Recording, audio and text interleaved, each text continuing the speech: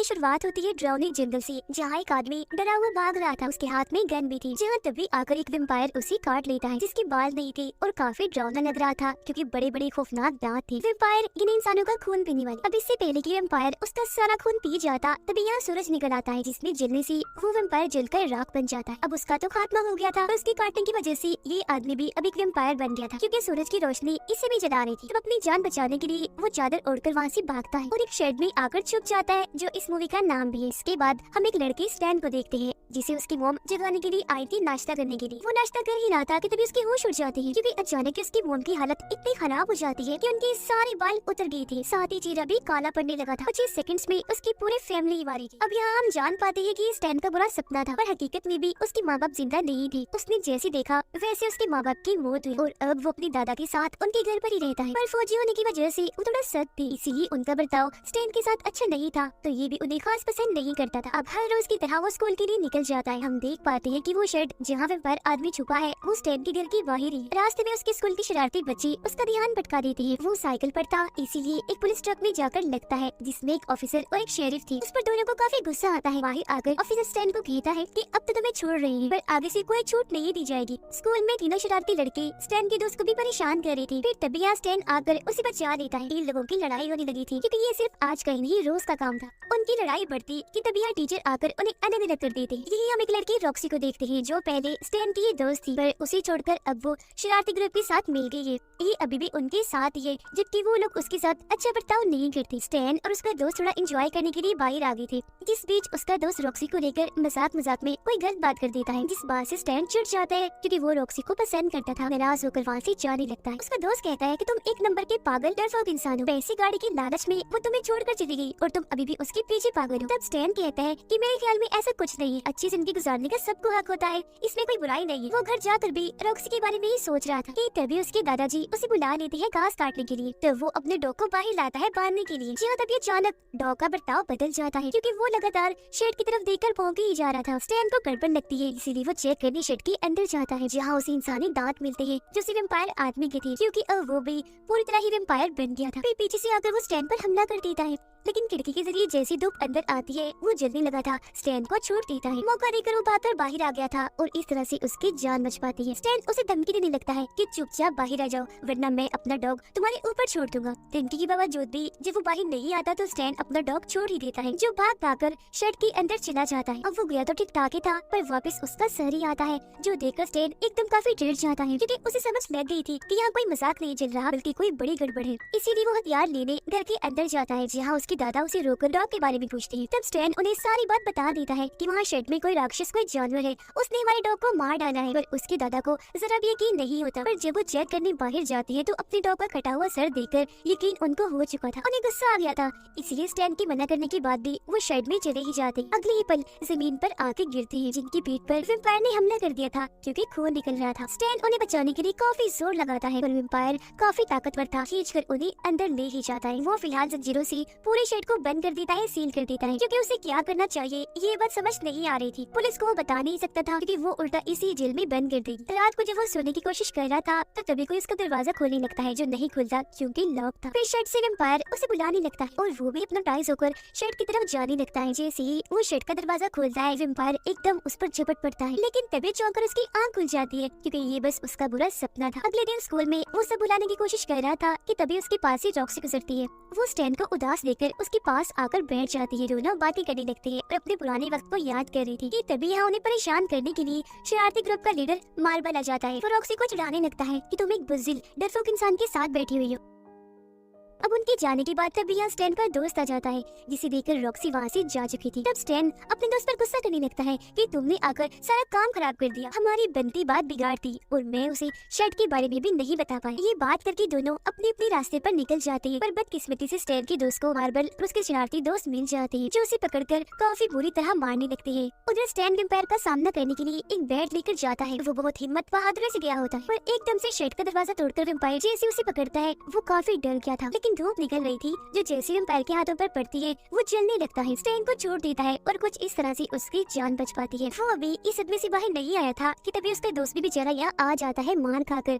काफी मारा हुआ था उन लोगों ने उसे काफी गुस्सा आया हुआ था, इसलिए स्टैन से पूछता है कि बताओ शर्ट के अंदर क्या है इसकी तुम बात कर रही थी। तब स्टैन उसे सारी बात तो बता देता है पर उसे फिर भी यकीन नहीं होता। वो कहता है कि अगर ये सच है तो साबित करके दिखाओ। वो ये कहकर शर्ट की तरफ बढ़ जाता है कि मैं भी तुम्हारा वो मॉन्स्टर देखना चाहता हूँ। वो जैसे उसका भयानक चेहरा देखता है उसे यकीन हो जाता है। वो डर भी गया था, जिसके बाद दोनों दोस्त मिलकर लकड़ियाँ लगाकर दरवाजे की उस छेद को बंद कर देते हैं। स्टैन उससे कहता है कि मुझे मशवरा दो कि मुझे क्या करना चाहिए, जिस पर उसका दोस्त जवाब देता है कि ऐसा करते हैं उन शरारती लड़कों को यहाँ लाकर बंद कर देते हैं, जिससे मेरा बदला भी पूरा हो जाएगा, साथ ही आगे से किसी को परेशान भी नहीं करेंगे क्योंकि जिंदा ही नहीं बचेंगे। स्टैन उसे कहते हैं कि तुमने कितने आराम से खून की उन्हें मारने की बात कर दी, जबकि मेरा ऐसा कोई ख्याल था ही नहीं और हम ऐसा कुछ नहीं करने वाले। दरअसल स्टैन का दोस्त बदले की आग में पूरा पागल होता जा रहा था, जो कोई अच्छी चीज नहीं थी। स्टैन को भी डर लगने लगा था कि कहीं ये किसी को वेम्पायर के बारे में बता न दे, पर उसका दोस्त भरोसा दिलाता है कि बेफिक्र रहो, मैं ऐसा कुछ नहीं करने वाला। रात को स्टैन एक फिल्म देख रहा होता है जिसमें वो ये तरीका सीखना चाह रहा था कि वेम्पायर को कैसे मारा जाए। उसे तब 3 तरीके पता चलते हैं, पहला उसे धूप में जलाकर मारना, दूसरा उसके दिल को खत्म करना और तीसरा उसके सर को काटकर जिस्म से अलग करना। फिल्म देखते देखते ही वो सो जाता है। जिस बीच दीवार पर लगे पोस्टर में से एक लड़की निकलकर उसके पास आ जाती है, जो और कोई नहीं बल्कि रॉक्सी थी। स्टैन की आँख खुल गई थी। उसे देखकर वो अभी हैरान हो ही रहा था कि तभी रॉक्सी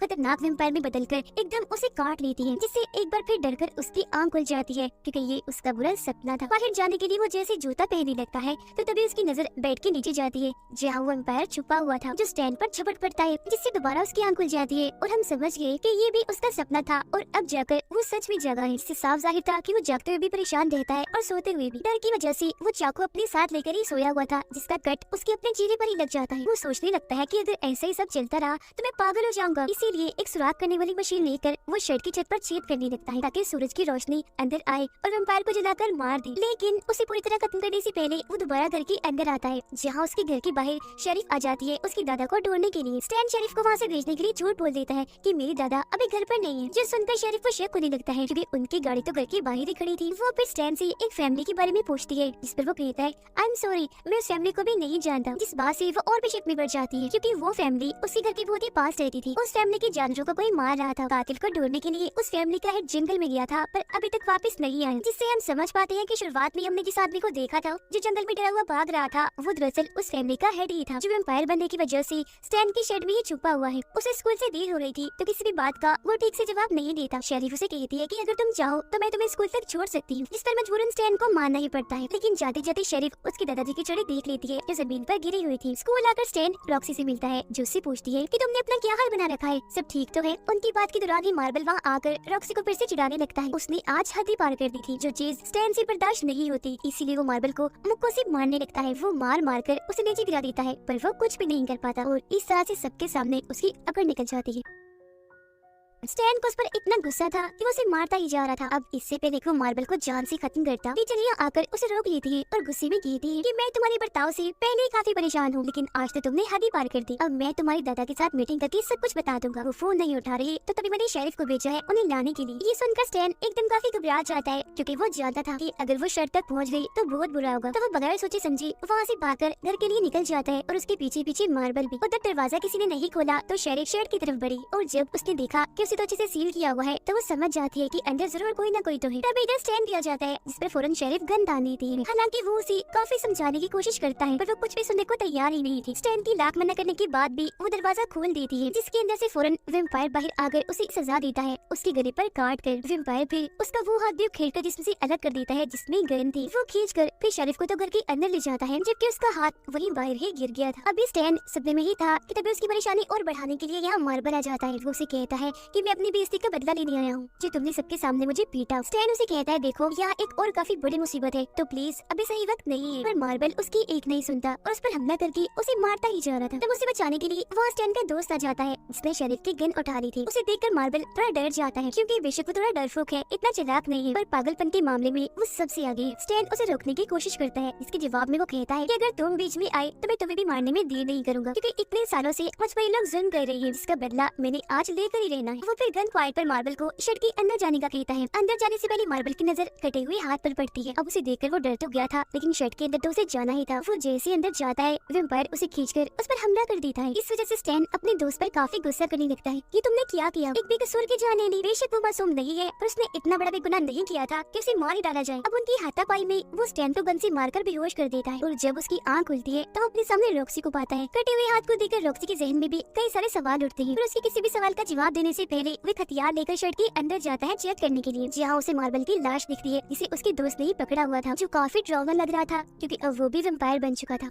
स्टैन उससे पूछता है कि वो वैम्पायर जो यहाँ पर था कहाँ गया है। तब उसका दोस्त जवाब देता है कि फिलहाल तो वो चला गया, पर तुमसे अपना बदला लेने के लिए वापस जरूर आएगा। इसी बीच यहाँ रॉक्सी भी आ जाती है। उसे देखकर जैसे स्टैन का ध्यान भटकता है, उसका दोस्त उस पर हमला कर देता है, पर मौका पाकर स्टैन एक लकड़ी उसके जिस्म में घुसाकर बाजू उसका धूप में कर देता है, जिससे वो थोड़ा जल गया था। धूप जैसे उसके पूरे जिस्म पर पड़ती है, वो जलने लगा था और दूर जाके गिरता है। स्टैन को लगता है कि शायद वो मर गया होगा, इसलिए बाहर आकर वो रॉक्सी को संभालता है। उसके पीछे पीछे स्टैन का दोस्त भी आ गया था, क्योंकि ये सब करके उसे पछतावा हो रहा था, लेकिन इसके लिए अब काफी देर हो चुकी थी। वो जलने लगता है, इसलिए स्टैन उस पर कपड़ा डाल देता है ताकि उसकी जान बच सके, लेकिन तब तक वो अपना दम तोड़ चुका था क्योंकि काफी जल गया था। अब ये मसला तो हल हो गया था, पर असली मसला अभी बाकी था, और वो था पहला वैम्पायर। उसका सामना करने के लिए दोनों ने पूरी तैयारी कर ली थी जो वो कर सकते थे, जैसे कि पूरे घर को अच्छे से सील कर देते हैं, बहुत सारी नौकदार लकड़ियां बना ली थी, साथ ही दोनों गाड़ियों को भी छुपा दिया था ताकि किसी को शक न हो। अब जैसे ही रात होती है, ये दोनों उसका खात्मा करने के लिए तैयार बैठी थी कि तभी दरवाजे पर मार्बल के दोनों दोस्त आ जाते हैं। अब इस तरह से उनका प्लान खराब हो गया। हालांकि ये दोनों उन्हें समझाते भी हैं कि निकल जाओ यहाँ से, पर वो उनकी एक नहीं सुनते, और फिर तभी यहाँ वो वैम्पायर आ ही जाता है, जिसे मार्बल के एक दोस्त ने देख लिया था। उसका दूसरा दोस्त बात नहीं मान रहा था, इसीलिए वो खुद ही अपनी जान बचाने के लिए यहाँ से भागने लगता है, पर वैम्पायर उसे ऊपर खींचकर काफी बुरी मौत देता है क्योंकि उसका सारा ही खून वो निचोड़ चुका था। अब ये देखकर मजबूरन उन्हें दरवाजा खोलकर मार्बल के दूसरे दोस्त को अंदर लाना ही पड़ता है, पर कोई फायदा नहीं था क्योंकि ऊपर वाले फ्लोर का दरवाजा बंद करना रॉक्सी भूल गई थी, और अब वैम्पायर ऊपर आकर वहाँ घूमने लगता है। ये तीनों प्लान बनाते हैं कि हमें ऊपर जाकर उसे खत्म कर देते हैं। अपने अपने हथियार लेकर ये ऊपर आते हैं और वैम्पायर को ढूंढने के लिए अलग अलग हो जाते हैं, जो इन्हें नहीं करना चाहिए था, क्योंकि तभी मार्बल के उस दोस्त के सामने उसका दूसरा दोस्त आ गया था जो अब खुद भी वैम्पायर था। वो अपने इस दोस्त पर हमला करके इसे भी वैम्पायर बना देता है। रॉक्सी कमरे में जाकर तस्वीरें देखने लग जाती है।